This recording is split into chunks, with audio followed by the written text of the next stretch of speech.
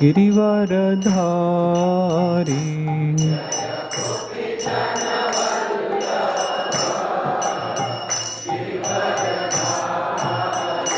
जय गोपीजन वल्लभ गिरिवरधारी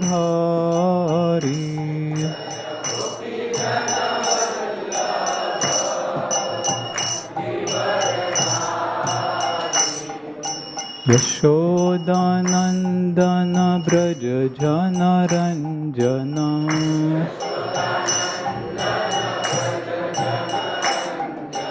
यशोदानंदन ब्रज जनरंजन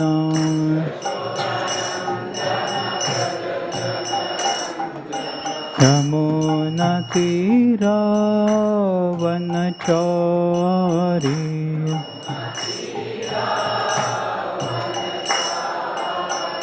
यमुना तीरावनचारी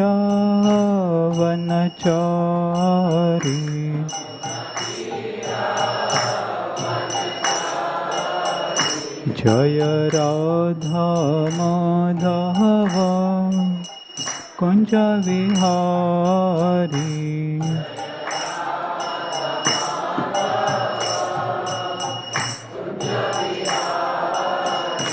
जय राधा माधव कुंज विहारी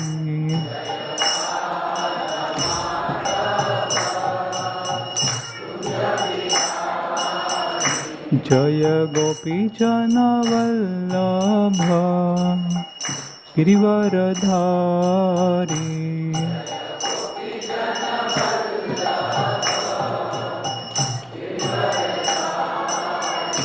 जय राधा माधव कुंज Vihari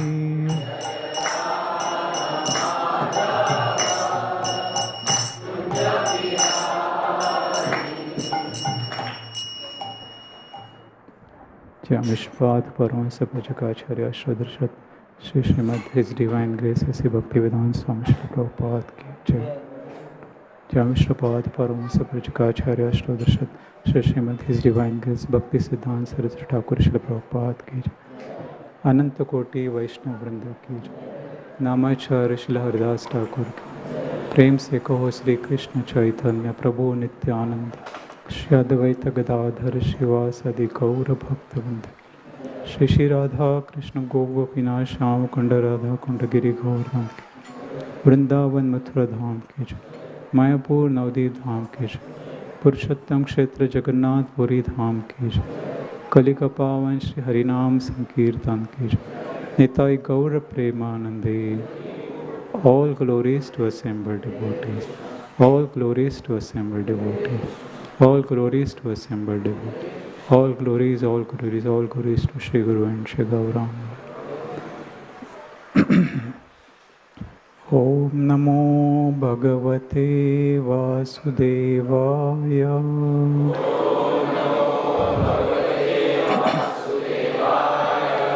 Om Namo Bhagavate Vasudevaya.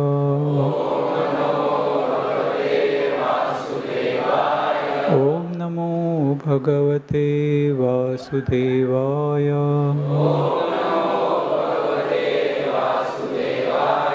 Narayanam Namaskritya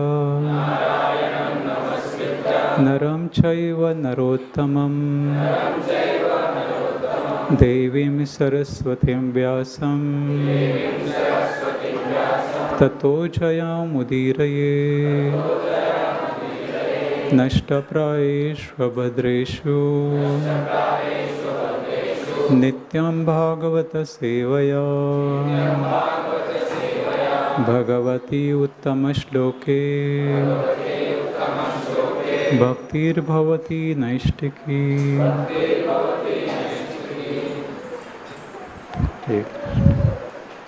So reading from Srimad Bhagavatam, Canto 2nd, Chapter 4, The Process of Creation, verse 14. Namo namaste stu vrishabhaya sattvatam.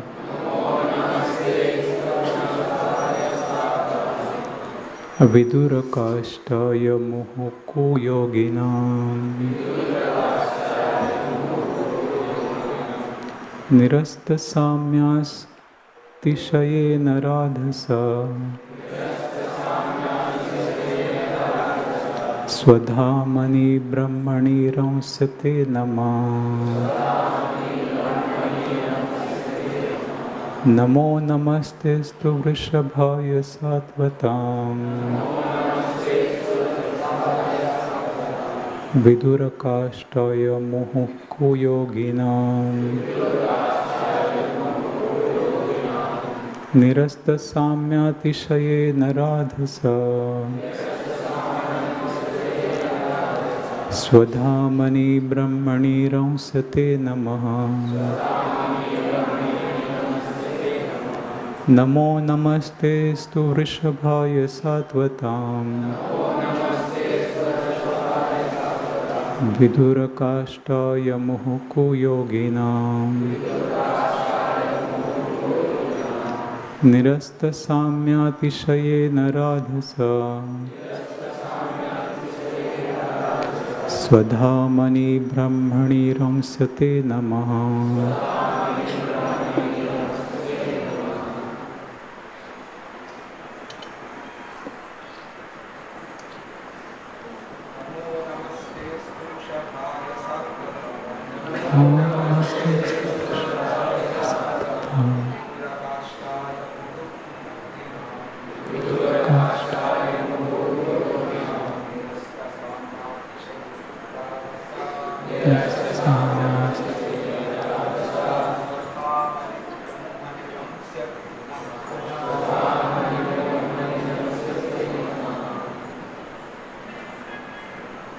Mataji's.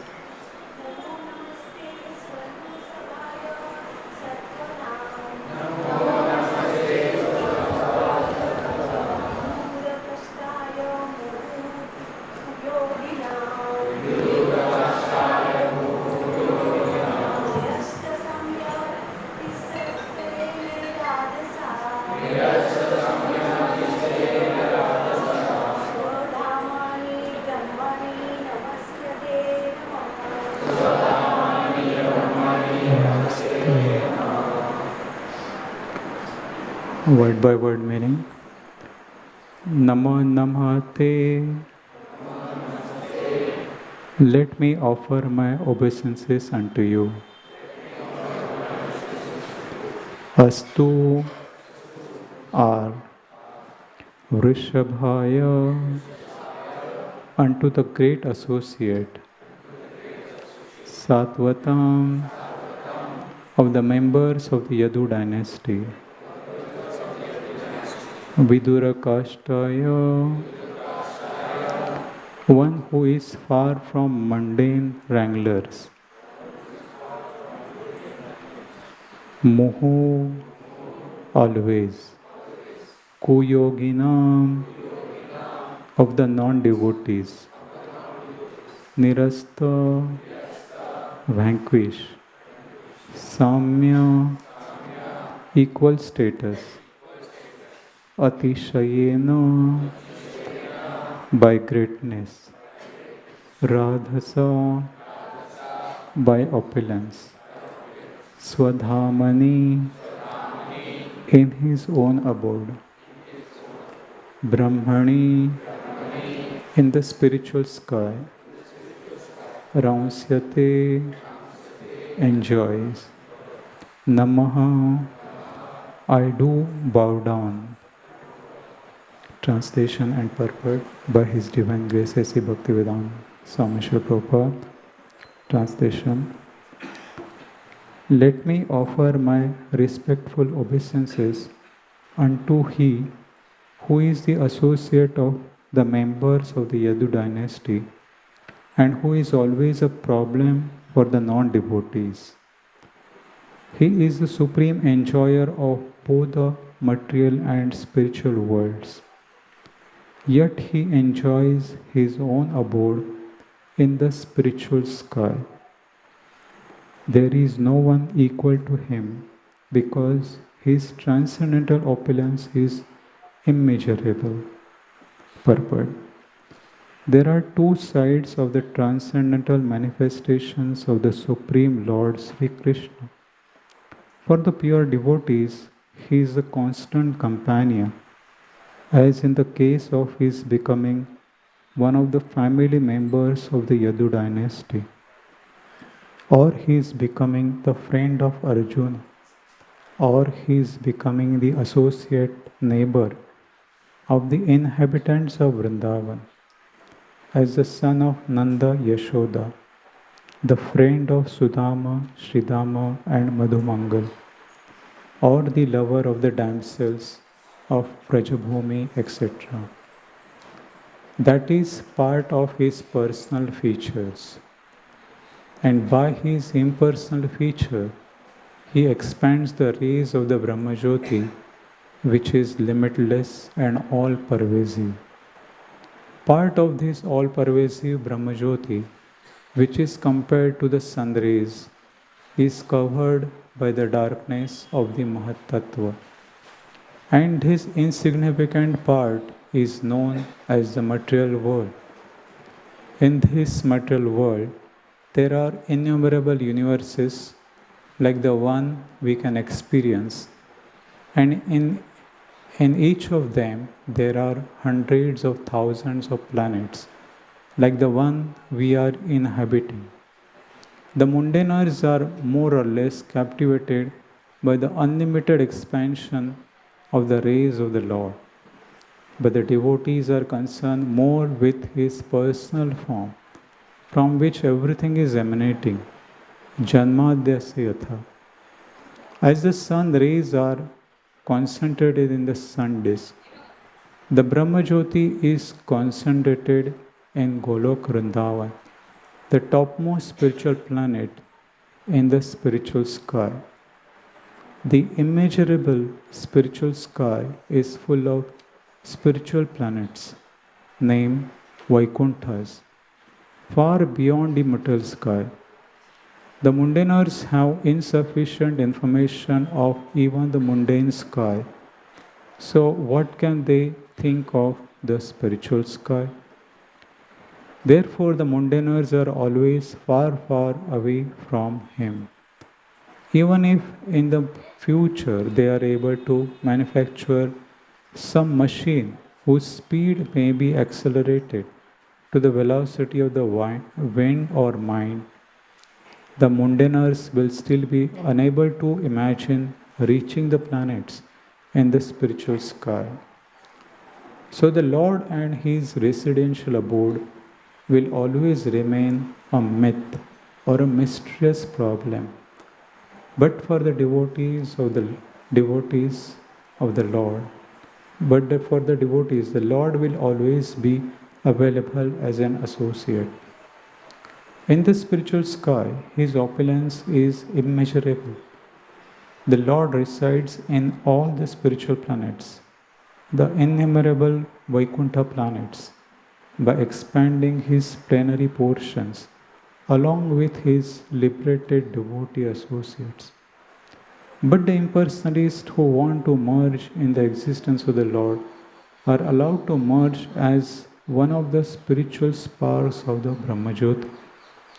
They have no qualifications for becoming associates of the Lord, either in the Vaikuntha planets or in the supreme planet, Goloka Vrindavan, described in the Bhagavad as Madham, and here in this verse as the Swadham of the Lord. This Madham or Swadham is described in the Bhagavad 15.6 as follows. Na tadbhasete suryo na shashanko na pavaka yad gatva na nirvatante tadhama paramam mama. The Lord's Swadham does not require any sunlight or moonlight or electricity for illumination. That dham or place is supreme and whoever goes there never comes back to this material world. The Vaikuntha planets and the Golok Vrindavana planets are all self-illuminating, and the rays scattered by those Swadham of the Lord constitute the existence of the Brahmajyoti. As per confirmed in the Vedas like the Mundak and Katha and Shvetashvatra Upanishad, न तत्र सूर्यो भाति न चंद्र तारकम NAM विद्युतो भान्ति कुयोम अग्नि कुतोयम अग्नि तम एव भान्तम अनुभाति सर्वम तस्य भासा सर्वम idam vibhati. In the Swadham of the Lord, there is no need of sun, moon or stars for illumination, nor is there need of electricity. So what to speak of ignited lamps? On the other hand, it is because those planets are self-illuminating that all effulgence has become possible. And whatever there is that is dazzling is due to the reflection of that Swadham. One who is dazzled by the effulgence of the impersonal Brahmajyoti cannot know the personal transcendence. Therefore, in the Ishopanishad 15, it is prayed that the Lord shift his dazzling effulgence so that the devotee can see the real reality.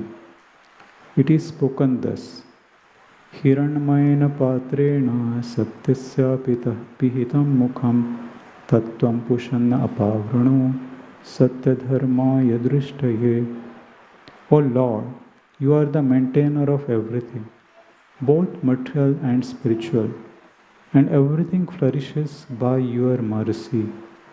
Your devotional service or bhakti yoga is the actual principle of religion, Satya Dharma, and I am engaged in that service. So kindly protect me by showing your real face. Please therefore remove the veil of your Brahmajyoti rays so that I can see your form of eternal bliss and knowledge. Hare Krishna. Om Jnana-timirandhasya Jnana-anjana-shalakaya Chakshuranmilitam yena Tasmai Shri Gurave Namaha. Shri Chaitanya Manobhishtam Sthapitam yena bhutale Swayam Rupa Kada Mayam Tadati Swapadantikam. Nama Om Vishnapadaya Krishna Preshtaya Bhutale Srimate Bhakti Vedanta Swami Niti Namine. Namaste Saraswati Devi Gauravani Pracharine Nirvishesha Shanyavadi Paschata Deshatarine. Namo Mahavadanyaya Krishna Prema Pradayate Krishnaya Krishna Chaitanya Namane Gauratashe Namaha. Hey Krishna Karuna Sindho Dina Bandho Jagatpate Gopesha Gopika Kanta Radha Kanta Namosate Tapta Kanchana Gaurangi Radhe Vrindavaneshwari Vrishabhanu Sute Devi Pranamami Hari Priye Vancha Kalpatarubhyascha Kripa Sindhobhya eva cha Patitana Pavanebhyo Vaishnavebhyo Namo Namaha. Jai Sri Krishna Chaitanya Prabhu Nityananda Shri Advaita Gadadhar Shivasadi Gaura Bhaktivinoda. Hare Krishna Krishna Krishna Hare Hare Hare Rama Rama Rama Hare Hare.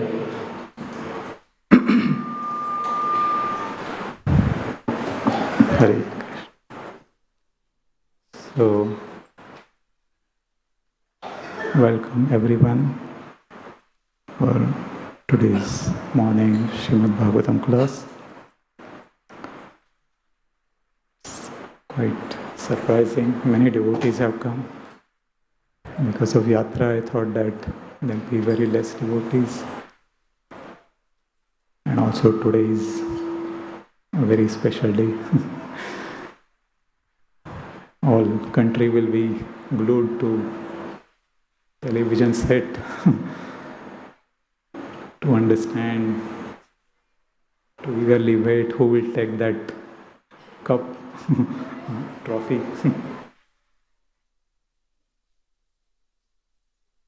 So we are maybe interested in winning some country or that country. And we may be so much excited about sports. And these sports may keep changing. Today some country will win, next time some other country will win. That will keep changing. It is for some time. For a few moments we will get some pleasure. And again afterwards there will be another excitement. So there is no end in this material world for the material pleasures which are temporary, which are not permanent.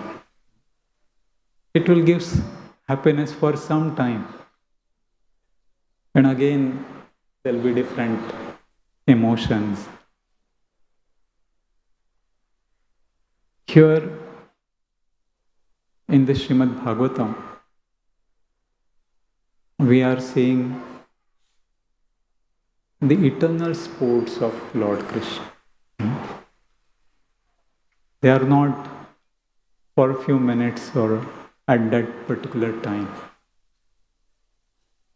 Krishna's sports are always going on, eternally, nityali. And they always give us a lot of pleasure, permanent happiness. And they help us to liberate us from the cycle of birth and death. That is the power of Krishna's sports. And we must understand that these are not ordinary activities what Krishna had performed 5,000 years before. And he has been performing always in some universe. These pastimes are always going on. And what to speak of the spiritual planets, which are eternal planets, which are beyond this material manifestation. They are always going on there. So, somehow or other, by Lord's mercy, we have received this great fortune to hear and to understand. When Lord Krishna is very merciful, He either comes Himself to give the message, or sometimes He sends His bona fide representatives who can give the glimpse of what is happening in the spiritual world, in His own world. And why He does so? Because we, all living entities, were originally from that world. We must know that the living entities were from that spiritual world. And somehow we have come in this material world. And we have forgotten our real identity. Our identity we have forgotten. And we are taking up various types of material identities, material designations. I am from this country, I am from that country. That is material identity. I am Hindu, Muslim, Christian, various religion. That is another identity. I am a student, or I am a professional. I am an artist. I am so and so. I am a male. I am a female. So many varieties of identities we are taking. And especially the human form of life is very, very important. After going through many, many species, almost 84 lakhs of species, then one gets the human form of life. So you can imagine how much rare this human form of life is. And after getting human form of life also, if one is fortunate enough or one is very pious, then he will be little bit interested. And in that also, if somebody has some inquiry about the higher truths, then he will have glimpse of, yes, there is something called as spirituality or transcendence. And we are not just these material bodies, but we are higher than that. And our purpose of life is not just be doing good activities, pious activities, going to heavenly planets and again coming back. But to become liberated from the cycle of birth and death eternally. One gets the knowledge of that. And that is possible when one comes in contact with Krishna's pure devotees. And especially when somebody reads books, especially this Bhagavatam as it is, Srila Prabhupada has given. Because in this book, knowledge is given. Shri Radha Gopinath. The knowledge is given who we are, what is the purpose of life, how to become free from the cycle of birth and death, and where to go back. Going back home, back to Godhead, we say. It is not a small thing. Going back again to Krishna's abode in the spiritual world. So for that one has to be very much qualified and one should prepare. And therefore our acharyas, especially Srila Rupa Goswami, he has given the process of sadhana bhakti. Means a regulated process, like a study. When we go to college or schools, where teacher teaches something and then asks to study also, give some swadhyaya or some exercises by which one can become more deeply learned in that subject. And by practice, theory and practice, one becomes perfect. So similarly, Bhagavad-gita, understanding Bhagavad-gita, Srimad Bhagavatam is a knowledge, theoretical knowledge. Of course, that is also very much purifying if somebody simply hears. Because Shravanam, hearing is very, very powerful, which can clean up so many abhadras in our, so many unwanted things within the hearts are clean just by attentive hearing. Because hearing the transcendental subjects, one can actually be present to those stories or pastimes. It has that power if somebody is very attentively hearing. So, Lord Krishna comes and enacts this pastime. He performs his wonderful pastimes, as we can see in the Srimad Bhagavatam. Here, Shukadeva Goswami and Parikshit Maharaj, they are discussing. Parikshit Maharaj, as you know, was a great king. He was a grandson of Pandavas. And somehow that he was cursed to die within 7 days. He was told that he will die because of a snake bite. And that snake will come, snake bird will come and bite him, and he will die. He was a king. He could have stopped that.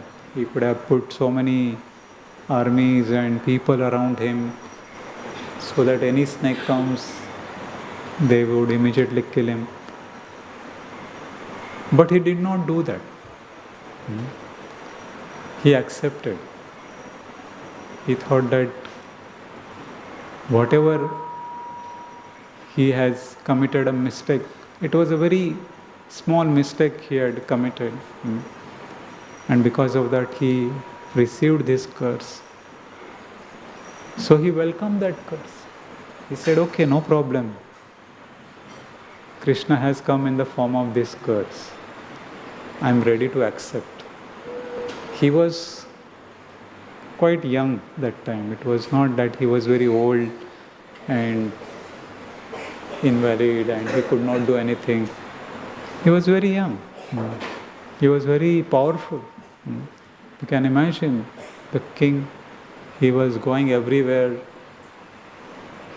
He was not allowing Kali to enter into his kingdom.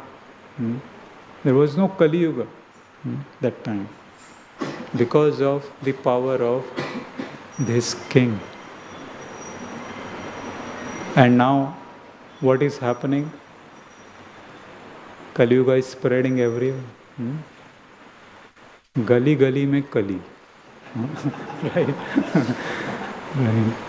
Gali gali mein cricket also. But gali gali mein Kali has spread. Her family mein Kali. Right? Every family there is Kali. There are fights going on. No two people can go along with each other. हर रास्ते में कली, right? रास्ते पे Kali Yuga has come on the road. There are fights, mob fighting, and people are killing each other. हर रिश्ते में कली. Every relationship there is a Kali Yuga. There is cheating, there is fighting, quarreling. So we can imagine how much Kali Yuga has spread. And this is quite disturbing in one sense, because Kali Yuga is like an ocean of words. It's a big ocean. Everywhere Kali Yuga has spread. So what is the hope? Here Parikshit Maharaj, he was inquiring Shukadeva Goswami that how the people of Kali Yuga will be saved. Because that was the main inquiry of all the sages. They knew that this kind of Kali Yuga is going to come. And people will not have any interest in understanding God, which is the means of deliverance, which will help us to get delivered from this cycle of birth and death. If somebody hears the glories of the Supreme Lord, then one will become free from the influence of Kali. And one doesn't have to come back again in this material world. So therefore, these sages were discussing and they were going deep into the subject. They were trying to understand how the Supreme Lord, He performs His various activities. What are His Purusha avtaras? What are His Leela avtaras? Why Lord Krishna took birth as son of Devaki? Where is the principles of religions have gone after Lord Krishna's disappearance? So, Shaunaka Muni, who is the spokesperson, he replies that he was inquiring on behalf of all the sages. And Sutta Goswami replies that in Kali Yuga, the Supreme Lord has appeared as Srimad Bhagavatam. Krishne Swadhamapogate Dharma Jnana Adibisa Kalo Nashta Drushamesha Puranarko Adhunitas. That in this Kali Yuga, Kalo Nashta Drushamesha, our eyes are blinded because of the darkness of Kali. Kali Yuga is so spreading its darkness that our eyes are blinded. We cannot see what is proper, what is improper, what will help us to become liberated from the cycle of birth, and what is binding in this material world. We are not able to see that. And people have lost in this material world, and especially in this Kali Yuga. They don't know what is the goal of life. What will happen after death. They don't know. When the death will come. We don't know. Few years before, when this pandemic was going on, everything was closed and everyone was so much scared. Right? Because death was around the corner. People, we were hearing somebody, a neighborhood, somebody has died because of this corona. And we were also thinking that it could be, next one could be us. We could be the next one. It was so stressful for everyone. Some other Krishna has protected us. Right. Srila Prabhupada explains that the pandemic of this material world is always going on. It was not that people are not dying. People are continuously dying. Birth, death, old age and disease. Janma, Mrityu, Jara, Vyadhi. These four problems are coming to everyone, sooner or later. So the pandemic of this material world is always going on. And Srila Prabhupada has given us that reality or that understanding that we should be preparing for it. It's not that because we are saved from that pandemic, now nothing will happen to us. Again, after some time, there will be some other calamity, some other anxiety. And finally, we had to leave this material world. So we have received this human form of life Now we have to utilize it for the best purpose, to understand what is the purpose of life. What should I do to become free from the cycle of birth and death permanently? Not to come back again in this material world. And therefore, Lord has come. He has given the process, especially in Kali Yuga, the process of chanting of the holy names.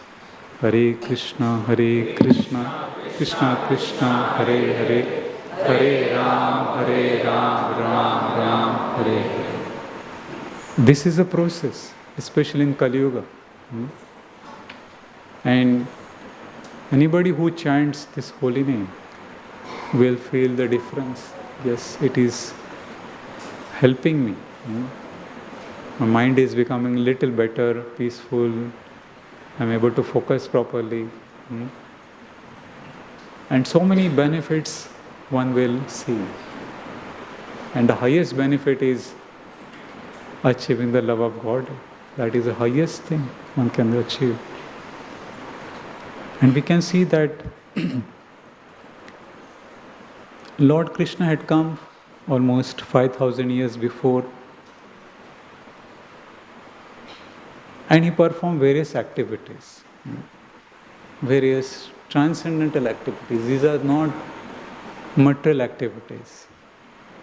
Lord Krishna explains in Bhagavatam, Janma karma chame devyam evam vyo vetti tattvata tyaktva deham punarjanma naiti mameti swarja. Bhagavad was given when there was urgency. There was a very less time. Arjuna did not have much time. So Krishna very concisely explained everything, the entire Vedic knowledge. Very in a short nutshell, concisely explained. And he explains that his birth and activities are divyam. They are transcendental. They are not ordinary. They should not be seen as material activities. And anybody who understands this, is Krishna's birth and activities, what happens to that person? That person, tyaktva deham punarja naiti. After he gives up this material body, he will not take birth again in this material body. That is a great benediction Lord Krishna is giving. And mameti swarja. And he comes back to me.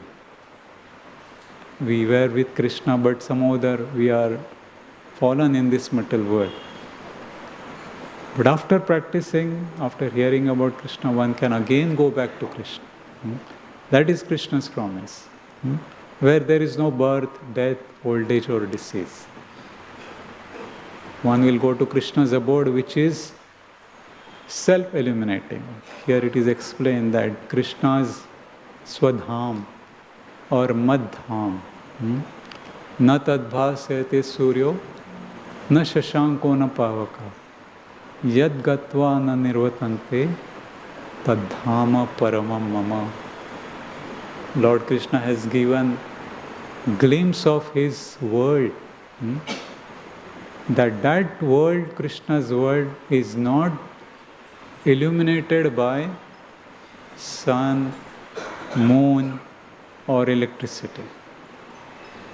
This material world requires sun to rise, to give the light, or in the night moon, or electricity. We need light to see, otherwise we can't see. If there is no light, we can't see. But the spiritual world is self-illuminated. There is no need of any sun or moon or electricity. Everything is self-effulgent. The light is emanating from Krishna's body. In fact, all living entities, they have effulgent bodies. So therefore, there is no need of any light.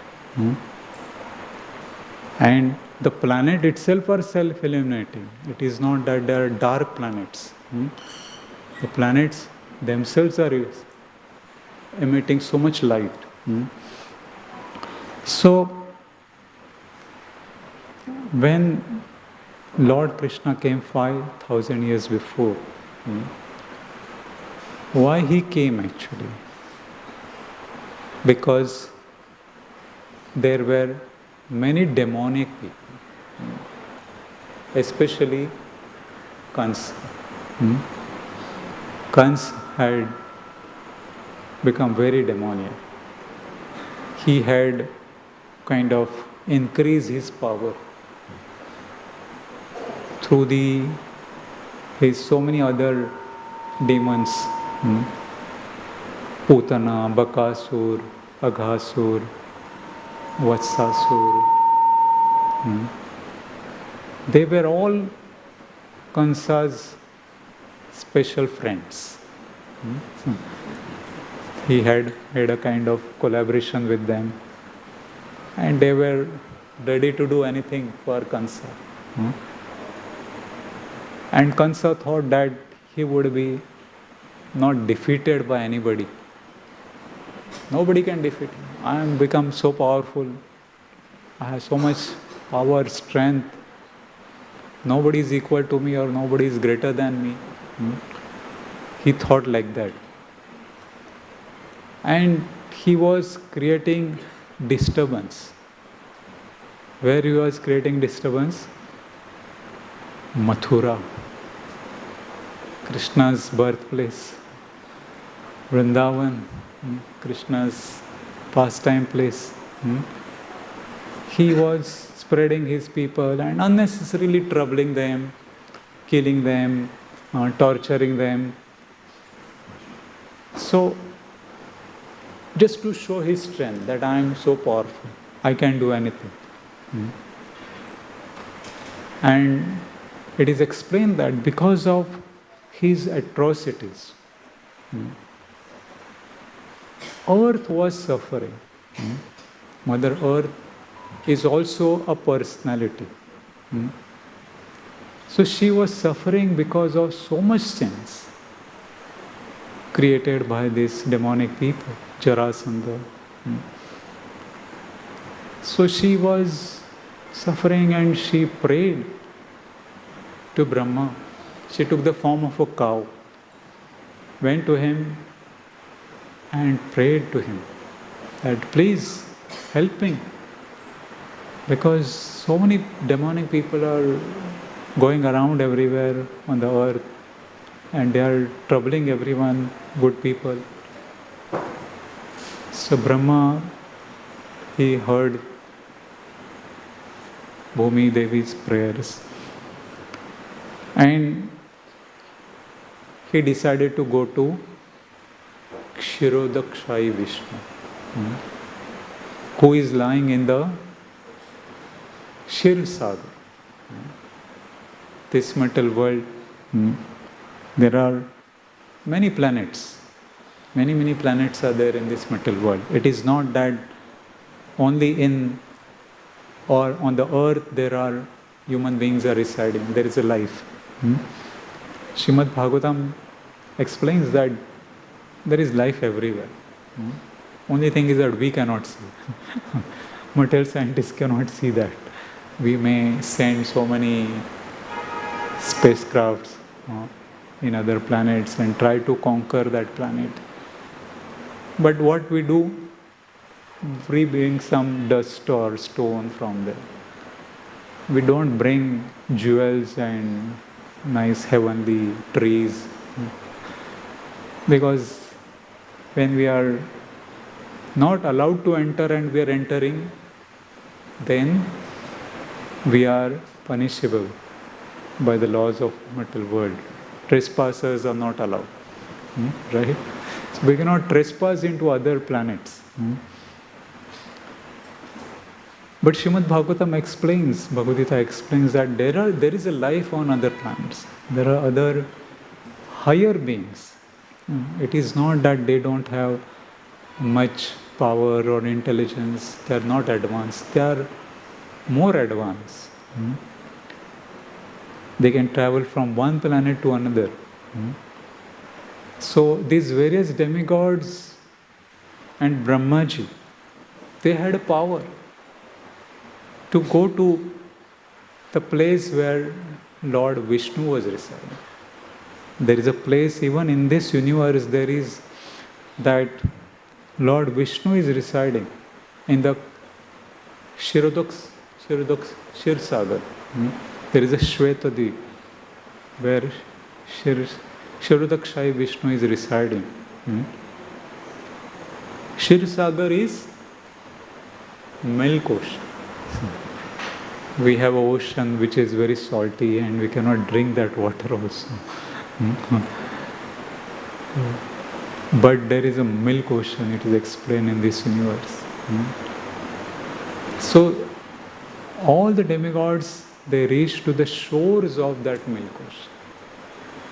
They were standing on the shore and they started offering prayers to Vishnu. Purusha Shukta prayers, it is explained that demigods offer prayers to Lord Vishnu. These prayers are called as Purusha Shukta prayers. So they offered these prayers requesting Lord to appear in this material world and to help everyone.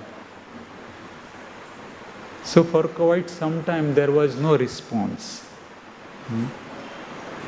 Brahmaji was praying, he sat in meditation, but Brahmaji is firstborn living entity in this material world. He is the first person to take birth in this material world. So he was meditating and he had a power to directly communicate with God, Vishnu.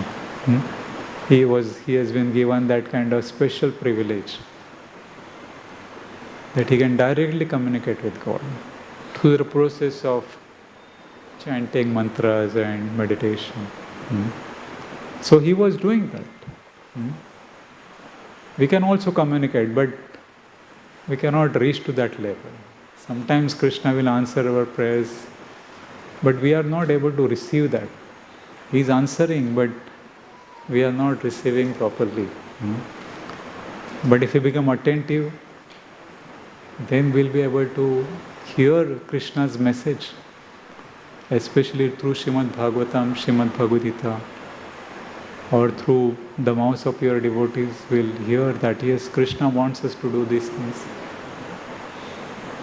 So Brahmaji, he was praying, and he prayed and finally heard the message.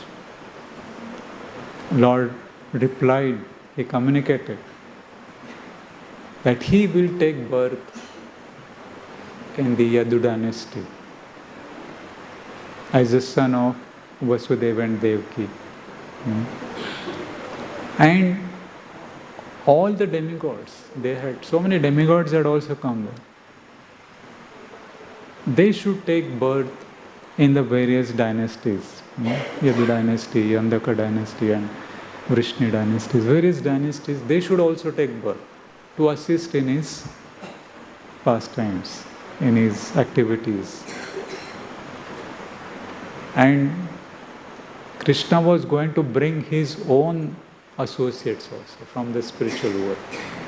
He has his own special confidential associates in Golok Vrindavan. They were also going to come. And all the other demigods also, they were going to come. So he told them. And then they were very happy, they returned back. And then later we know that how Lord Krishna, he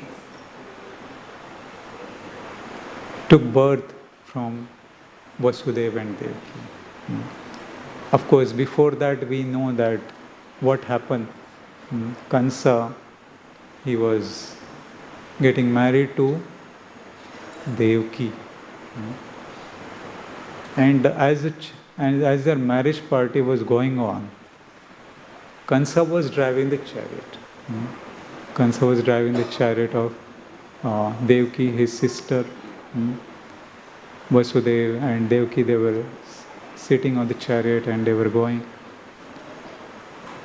And there was Akashvani, or the voice from the sky. That time demigods could speak and that could be heard. And the voice came that, O Kamsa, you are a fool. You are a very foolish person. Because the eighth son of your sister Devaki will be the cause of your death.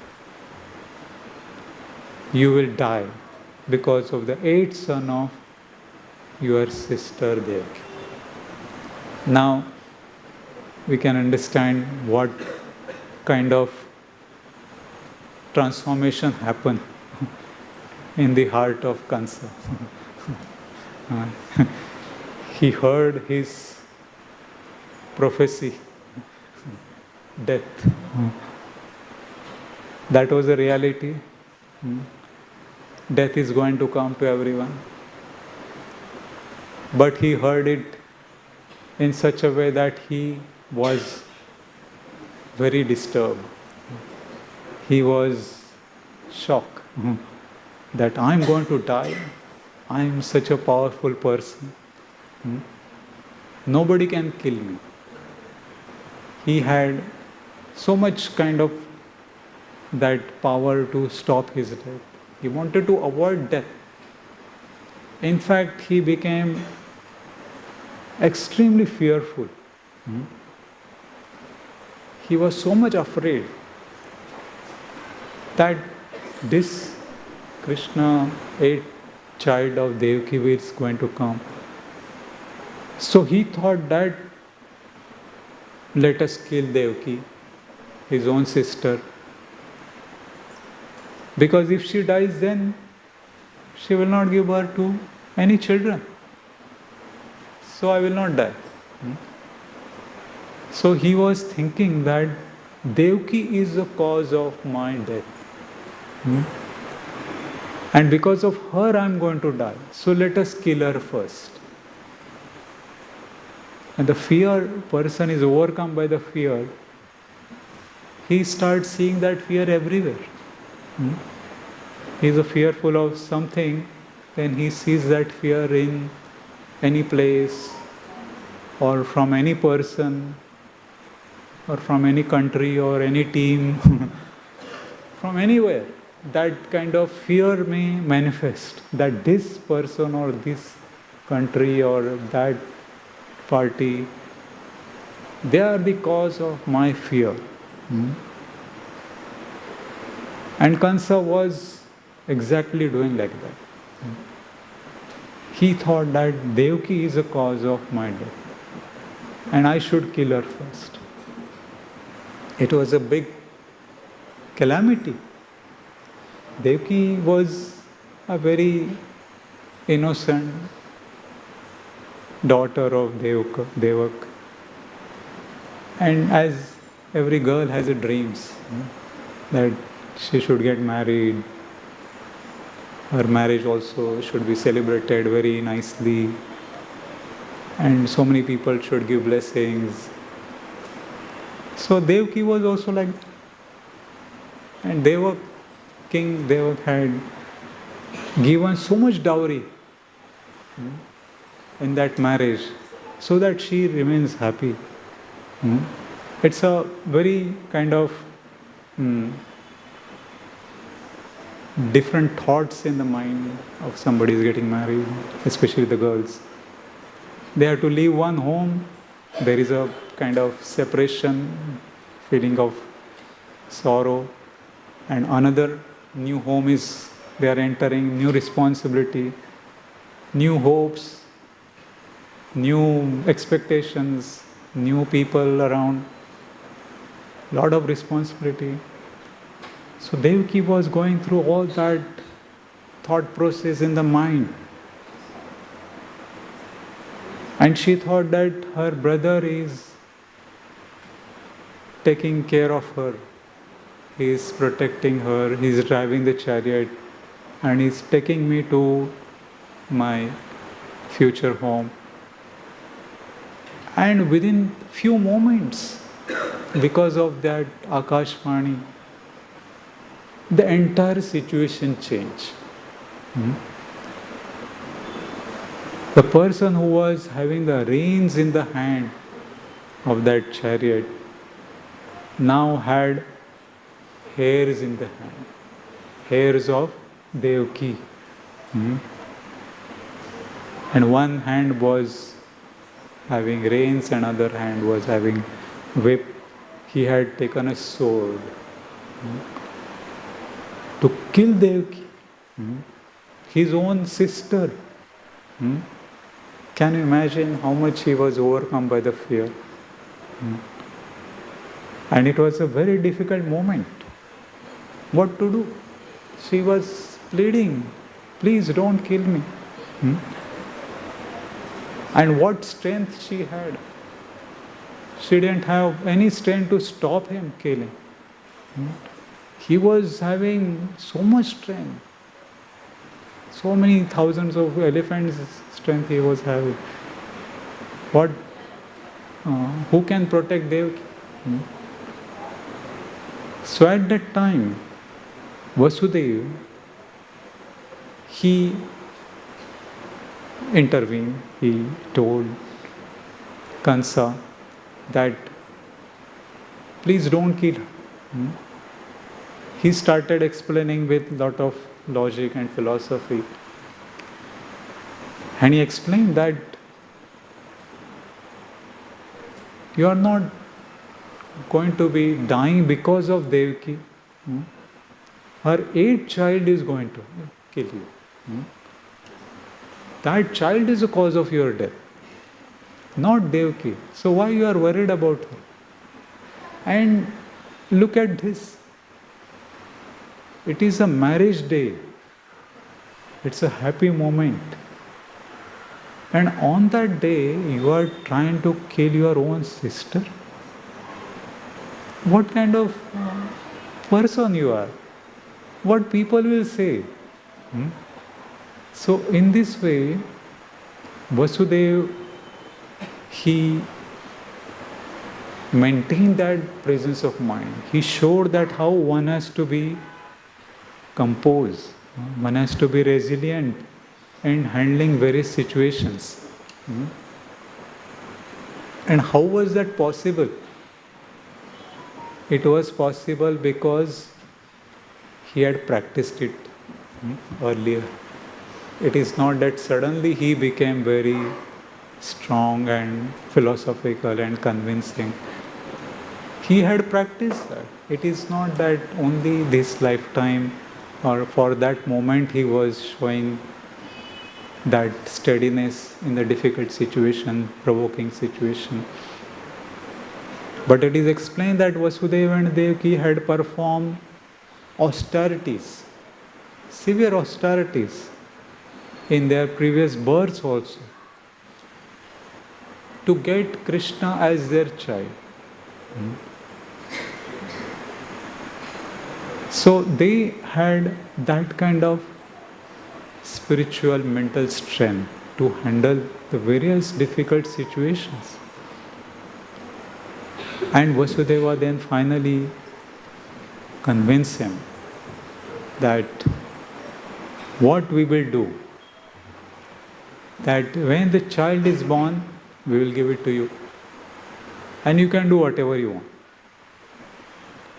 So Vasudeva, he knew, he was very thoughtful person.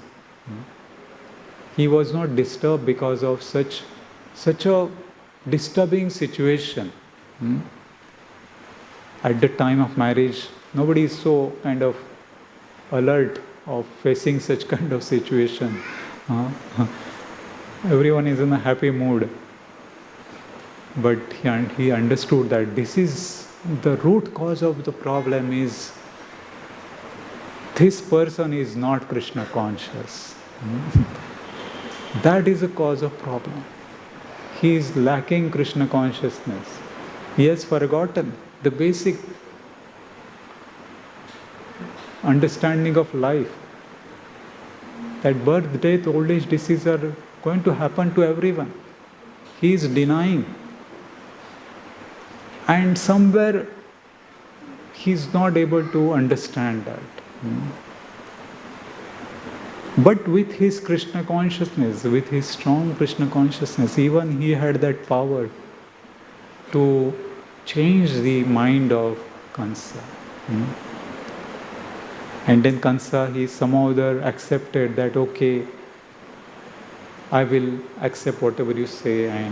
But then he put them in prison, so that where child is born, he will first go and kill the child. So in this way, Devaki and Vasudeva were, instead of going to their own house, first night of marriage, starting a very good happy life, they went into prison, dark prison in Mathura. Just see the situation, what within few moments things had changed. But still they did not kind of lose. They understood that whatever has happened, at least their life was saved. And then later on, we know that how one by one Kansa was killing children. It was very painful. Vasudeva, he was handing over every child, and he was mercilessly killing these children. It was very painful for Vasudeva also, for Devaki also, to see the children are dying. But still, they maintained their Krishna consciousness.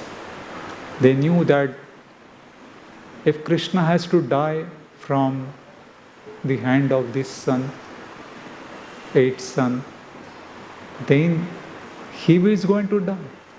That cannot stop. Akashvani, whatever the voice from the sky had prophesied, that is not going to change. That is his destiny. It is going to, he has to see that destiny, he has to meet that destiny. So they were quite hopeful, and they were still persevering and moving on. And then we know that how Krishna was born. Of course, before that Balaram was born as a seventh child. And Lord Krishna, he asked his internal potency, Yogamaya, Shakti, to transfer him to Vrindavan, to the womb of Rohini. Vasudeva had many wives. One of the wives was Rohini, and she was under the care of Nanda Maharaj. And Balaram was transferred there. The seventh child was considered to be miscarriage. And when eighth child, Krishna, was going to take birth, there in Vrindavan, Nanda Maharaj and Yashoda Mata, they did not have son for many, many years. Nanda Maharaj was the king of Braj. And there was a great anxiety. If there is no son, then how our dynasty will go on? And they were praying, they were doing all tapasya and so many good things they were doing, serving all the brahmanas, sadhus, and finally, when Krishna was going to take birth, that time when Vasudeva and Devaki, they were in the prison. And Krishna, he entered into the heart of Vasudeva first. Krishna's birth is not an ordinary birth. He first entered into the heart of Vasudeva, and from there he entered into the heart of Devaki. And Devaki was looking very effulgent. She was very, very effulgent. And on that day when Krishna took birth, he took birth as four-armed baby Narayan. So this child had four arms. He was having very nice crown and chakra in his hand and like a small baby Narayan. So Devaki, when she saw Lord in this way, she was little bit kind of disturbed. She was worried also that what kind of form is this? Usually the form children, they take birth, 2 hands, 2 legs, but he has 4 hands. So what will other people tell me? They will start mocking at me. See what your child has 4 arms. So she had some kind of worry. But our Acharya has explained that he took this form just to ensure that the Supreme Lord has appeared. He is not an ordinary child, he is the Supreme Lord. And then he instructed them. He transformed himself into 2-handed form and told that just transfer me to Vrindavan in Gokul, where Yashoda Maya has given birth to a baby girl. You bring that girl here and put me under the care of Nanda Maharaj. That was the direct instruction of Lord Krishna to Vasudeva and Devaki. Now can you imagine, Vasudeva and Devaki had performed tapasya for many lifetimes. 3 lifetimes it is explained. To get Krishna as their son. In the earlier ages, Prishni Garbha, Sutapa and Prishni, then Aditi, Vamandev,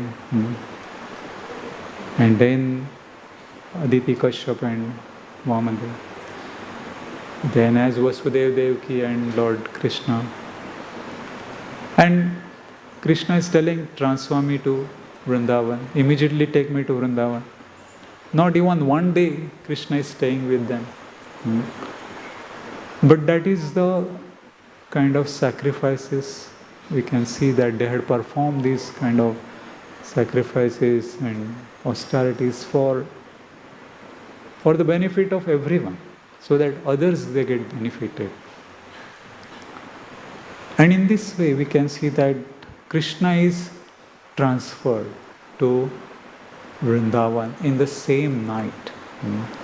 Somehow there, by the power of Yogamaya, all the guards, those who are guarding that prison, they are now in deep sleep, samadhi. They cannot wake up now because the influence of Yogamaya. Nidra Devi had completely taken over. I hope not, she doesn't come here. So, when Krishna is born, Yogamaya is very powerful. Krishna also, Yogamaya also comes and she can influence. For materialists, it influences in the form of Yoga Nidra. I mean the Nidra, regular Nidra. But devotees become more awake. They become more alert to hear more deeper subjects. So, in Vrindavan, in Gokul, it was a dead night. Vasudeva is entering with small baby Krishna in the basket. And while going on the way, Yamuna river had flooded. Huge. Yamuna river, the bank of Yamuna had was just flooded. And he could not, he was trying to go, but somehow Yamuna was also in so much ecstasy to see Lord Krishna, that look at this child, Param Satya Dhimahi has appeared. Is the Supreme Personality of Godhead, who will not try to take his mercy, who will not try to take his darshan. So the demigods, Yamuna Devi, Ananta Devi, they were all eager to see this form of Lord Krishna. The first glimpse, you can imagine the baby Krishna, he's so beautiful looking. Who wants to see first? So they were all eager. Yamuna Devi also was eager to touch the feet of Lord Krishna. And it was flooding more and more. And Ananta Devi also comes there. And finally Yamuna Devi just touches Lord Krishna's feet, and then Ananta Devi, they give path to Vasudeva so that he can safely go to Vrindavan. And he goes there to Vrindavan in that night, midnight. We celebrate Janmashtami in the midnight, and so with so much of kirtan, prasad distribution, and so much happiness. But the first day of Krishna's birth was a different time actually. And there Yashoda had given birth to a child, baby child, girl. And because of that kind of pain, she was in kind of unconscious state. And Vasudeva is like, he entered there, he exchanged the children, he put Krishna there, took the baby girl and returned back. Now Rachar is explained that it is that there was one baby girl and there was one baby boy. Because original Krishna does not leave Vrindavan. And that boy entered into that boy, and he took baby girl and came back to Mathura. And he came back same night and again back to prison. And the baby child, that girl, started crying. And because of that cry, all those guards, those who were sleeping, deep sleeping, now they became awake. They awoke now. They understood that something has happened. We are not alert. This birth has taken place, so let us go and inform Kansa. So they informed Kansa, and Kansa came riding there on his horse. And he saw that it is a girl. Devaki was pleading that please don't kill this girl. She's a girl. You are supposed to die from a boy. But she's a girl, don't kill her. But Kansa was not ready to hear anything. She thought that maybe this girl will kill me. And he was trying to kill her by dashing on that stone. But what happened? She slipped from his hand. And he went into the sky and he assumed the eight-arm form, Durga Devi. For him it was Durga Devi. And told Kansa that, how fool you are. You are trying to kill me. The child who was you are supposed to die from, He has already taken birth. He is already safe somewhere. And she disappears in the sky. Now, Kansa's fear has increased manifold. Because the mission is unsuccessful. He was trying to kill all the children, but somehow the 8th child has escaped. So he becomes all the more disturbed. He is not able to understand what to do. Our Acharyas explained that he is so much Krishna conscious. Even he is not able to sleep. We are sleeping while hearing Krishna Katha. But he was not able to sleep because of the fear of Krishna. He was everywhere he is seeing Krishna. Whatever he sees, he thinks that that child is coming to kill me with his disc in his hand. So he is not able to sleep. That is the power of absorption. Our Acharyas explain, Srimad Bhagavatam explains that if one is absorbed in thinking of Krishna, there are two ways of thinking Krishna. One is favorable way of thinking Krishna, and one is unfavorable way of thinking Krishna. And it is explained that those who are unfavorably thinking of Krishna because of envy, jealousy, that is more intense than favorably thinking of Krishna. Because there is a great degree of absorption in the jealousy and envy. We are always sometimes envious of somebody, and instead of thinking Krishna, we are thinking of that person. This person is bad. Because of him all problems are happening. Something goes wrong, this person, yes, he is always the cause of problem. Maybe he is causing all these problems of my life. He may not be the cause of problem, but our mind keeps telling that somehow ultimately he may be the culprit somewhere, right? It goes round and round and to that person. So, Kansa was always in that mood. He was thinking that Krishna is the cause of my problem. And because of that, he was so much absorbed thinking of Krishna that he is always thinking of Krishna. So,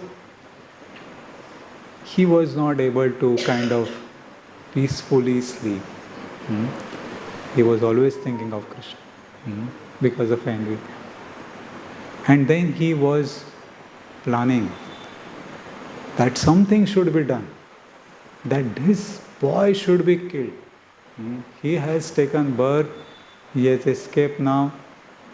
Now what to do?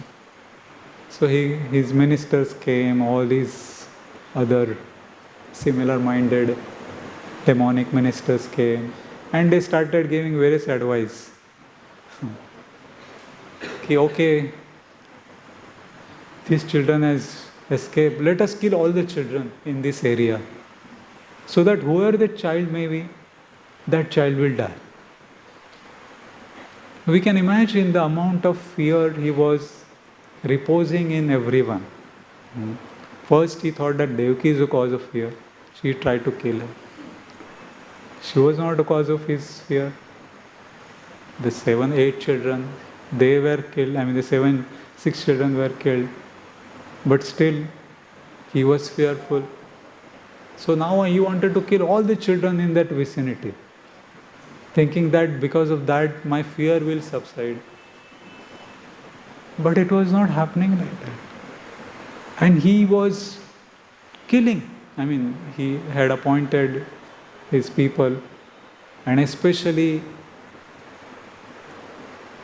he had some kind of alliance with Putana. Putana was a very dangerous lady. She was a demoness.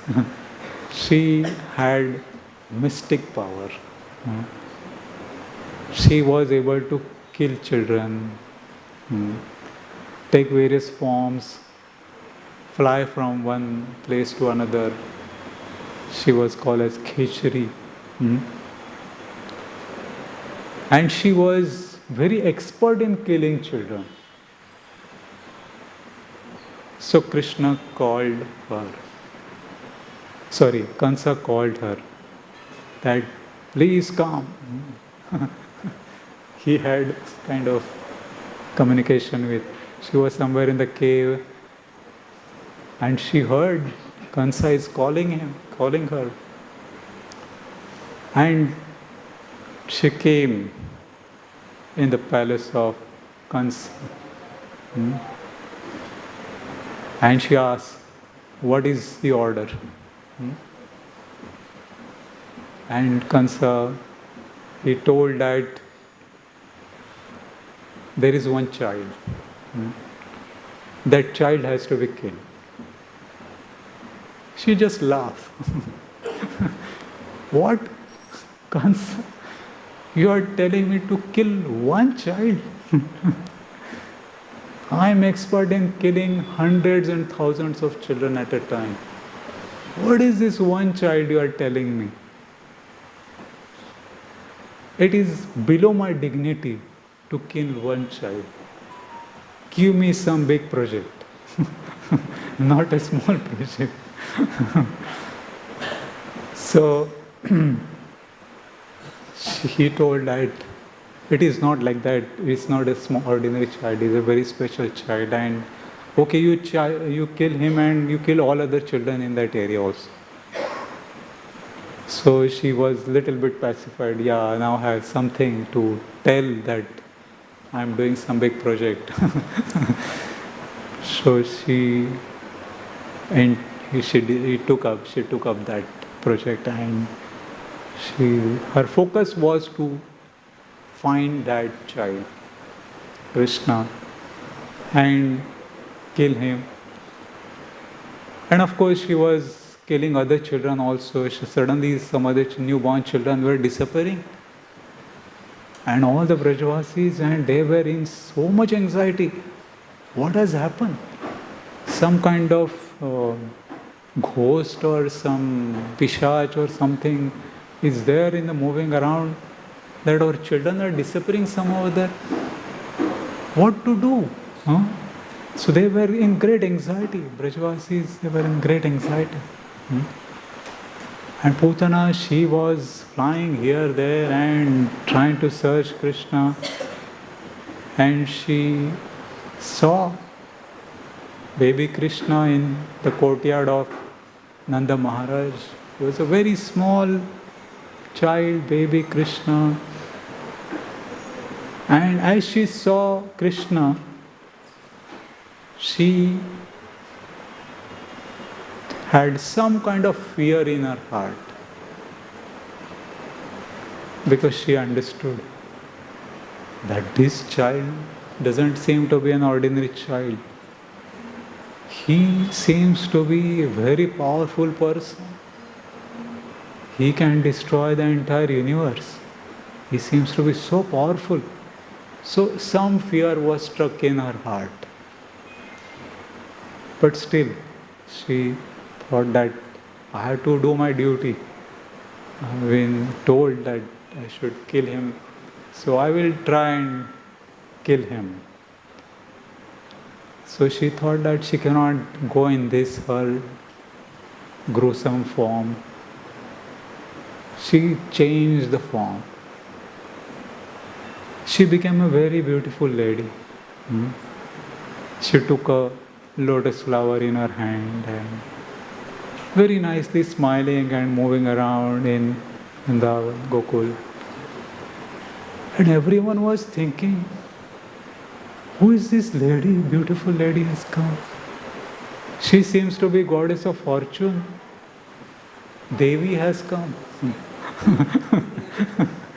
from other planet or something. Because they had not, like, they were like simple village people, and they had not expected somebody would come in like this, so beautiful suddenly. So they were all offering respects and welcoming, escorting her, and she was very nicely glancing at everyone and moving around, going around. And she was inquiring, where is the house? Where is this newborn child? And she was slowly entered. And then we know what happened.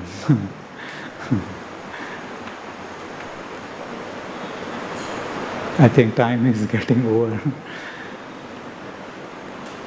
So in this way, I will quickly finish things. In this way, she tried to kill Krishna. But what she had done, she had smeared poison on her breast. And she thought that this baby child, she will try to nurse him, and he is so innocent, he doesn't know whether it is his mother or some other lady. He will drink the milk and he will die. But Krishna knew everything. He knew that this lady has some kind of motherly affection. She wants to offer me something. And our acharyas explained that in her previous life, this Putana was sister of Bali Maharaj. It is explained, Ratnamala. Brahma Vaivarta Purana, it is explained, she was the sister of Bali Maharaj. Garga Samhita explains that she was the daughter of Bali Maharaj, Ratnamala. But whatever may be the case, when she had seen Vamandev had come to take land, 3 steps land, and Bali Maharaj was offering that. And Bali Maharaj, when he offered everything, and he was asking, where is the 3rd step? Where should I put the 3rd step? Bali Maharaj offered his own head. And at that time, this Ratnamala, she thought that this boy, Vamandev, is so nice boy. She had that motherly affection. But because he has come as an enemy, she could not kind of openly express that. So then, next life she was given the chance to become Putana and fulfill that desire. And then Krishna, we know that what happens to Putana then. He not only sucks all the poison, the negativity from that Putana, but he purifies her. Completely she becomes purified. Of course, she assumes a very ghastly form, 12 miles long. She was lying there, and when Nanda Maharaj was returning back, he was observing, what is this? What has happened in my absence in Vrindavan?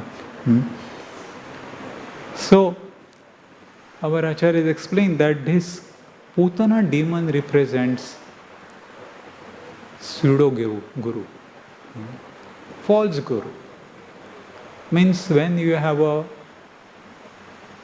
pure guru, one who is giving pure Krishna consciousness, who is asking you to serve Krishna, perform bhakti, pure bhakti, you will become servant of the servant, you will achieve the spiritual world. Then our mind can get diverted to a wrong guru, a false guru, who will also tell the same things, that yes, you also do bhakti, you also worship Krishna, but what happens? You become Krishna, or you will merge in Krishna. That is like milk touched by a poisonous serpent. It is a milk with poison. That poison will kill our consciousness. Our proclivity, our propensity to serve Krishna will go away. We want to become the controller, the master. We want to control everyone. We want to rule everyone. So that tendency develops because of wrong philosophies. So therefore our acharyas explain that one has to be extremely careful of such kind of anartha which may arise in our heart. And second explanation is Putana also represents our own mind. Our own mind which may dictate us to do wrong things. It may create many poisonous thoughts within our mind. And instead of focusing on the good things of people, we may focus on the wrong things, the wrong side of the person. That is because the mind is looking for the negativity, the poison in others, not looking at the good side of the person. And wherever we focus, that we get. So therefore it is very, very important that how we have to regulate our mind. We have to see the good in others, good in Guru, good in Krishna, good in the entire society, good in the entire Krishna conscious movement, so that our mind becomes purified and Krishna becomes pleased, Guru and Krishna become pleased to give us the pure devotional service. So I will stop here because it's already over time. Maybe sometime later we'll continue this.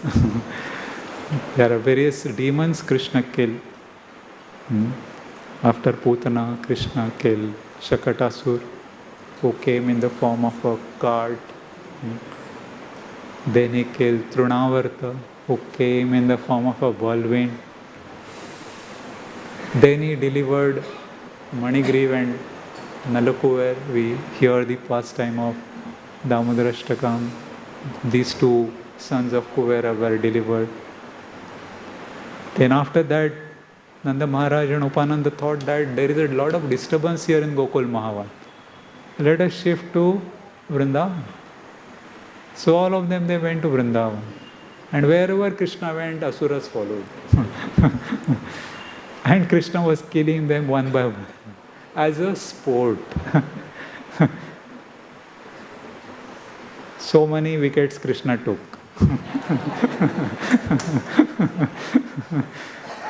He was killing all these demons. It was like a sport for Krishna. So let us hope something happens today and Krishna becomes victorious. Hare Krishna. Krishna is always victorious, but we are greatly hoping something good happens. Hare Krishna. Hare Krishna, Hare Krishna, Krishna Krishna, Hare Hare, Hare Ram, Hare Ram, Ram Ram.